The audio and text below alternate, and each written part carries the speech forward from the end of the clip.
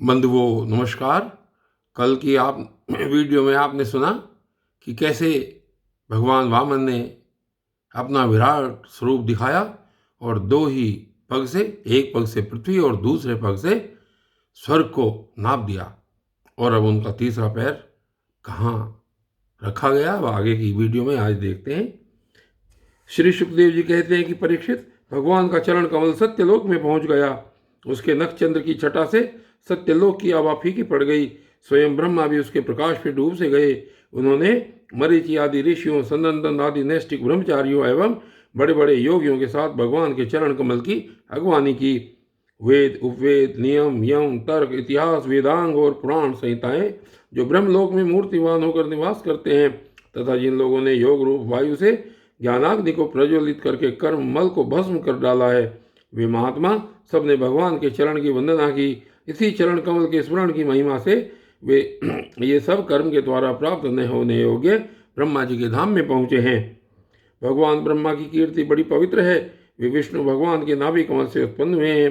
भगवानी करने के बाद उन्होंने स्वयं विश्वरूप भगवान के ऊपर उठे हुए चरण का अर्घ्य पाद्य से पूजन किया, प्रक्षालन किया। पूजा करके बड़े प्रेम और भक्ति से उन्होंने भगवान की स्तुति की। परीक्षित, ब्रह्मा जी के कमंडलू का वही जल विश्वरूप भगवान के पांव पखारने से पवित्र होने के कारण उन गंगा जी के रूप में परिणत हो गया, जो आकाश मार्ग से पृथ्वी पर गिरकर तीनों लोकों को पवित्र करती हैं। ये गंगा जी क्या है? भगवान की मूर्तिमान उज्ज्वल कीर्ति हैं।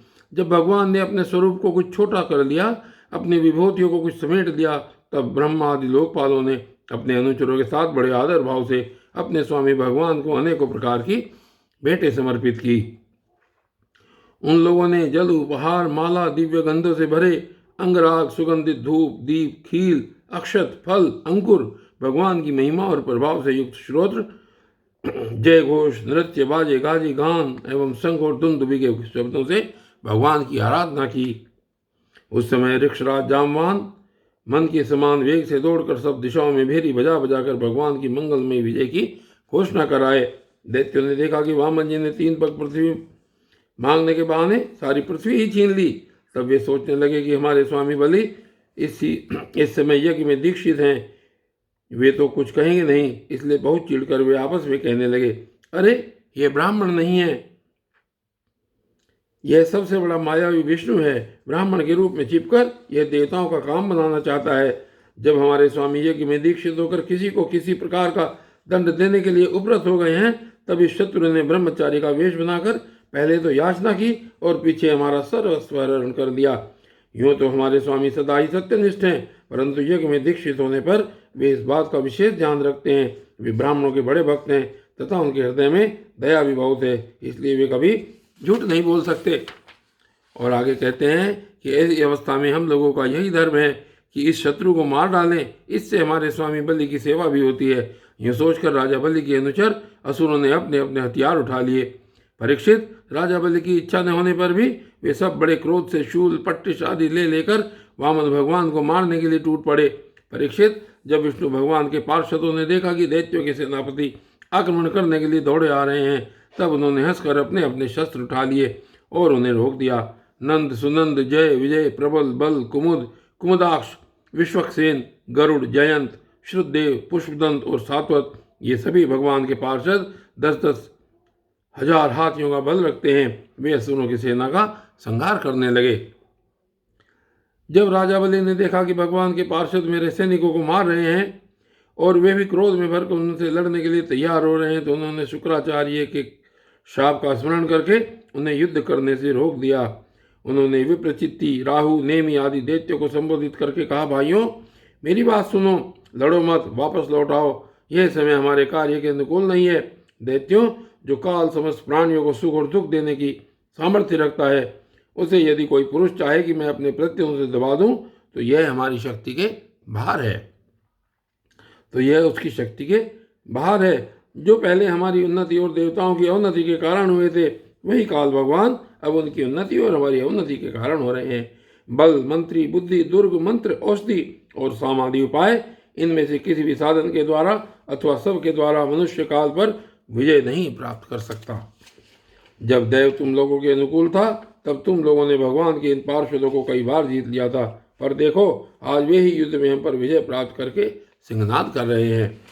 यदि देव हमारे अनुकूल हो जाएगा तो हम भी इन्हें जीत लेंगे, इसलिए उस समय की प्रतीक्षा करो जो हमारी कार्य सिद्धि के लिए अनुकूल हो।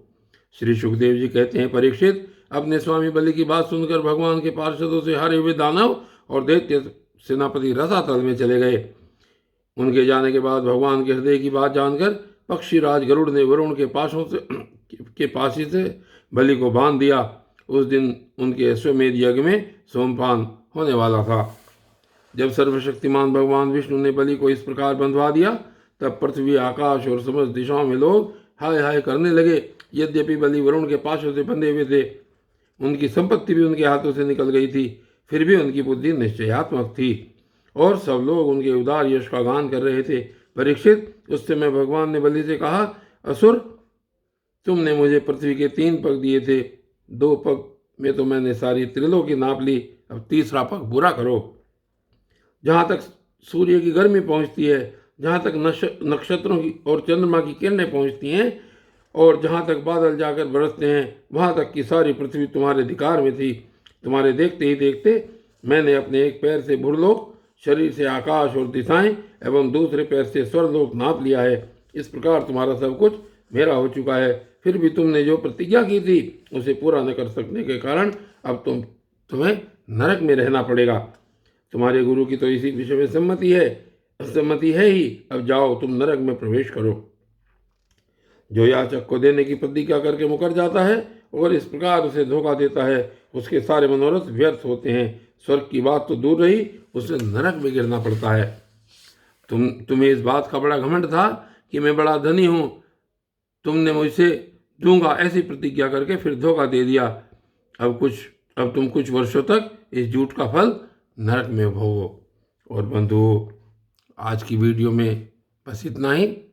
देखिए, राजा बलि से 3 पग भूमि मांगने के बहाने वामन भगवान ने 2 ही पग में इस पूरी पृथ्वीलोक और स्वर्गलोक को नाप दिया और अब बलि के पास देने के लिए कुछ नहीं था।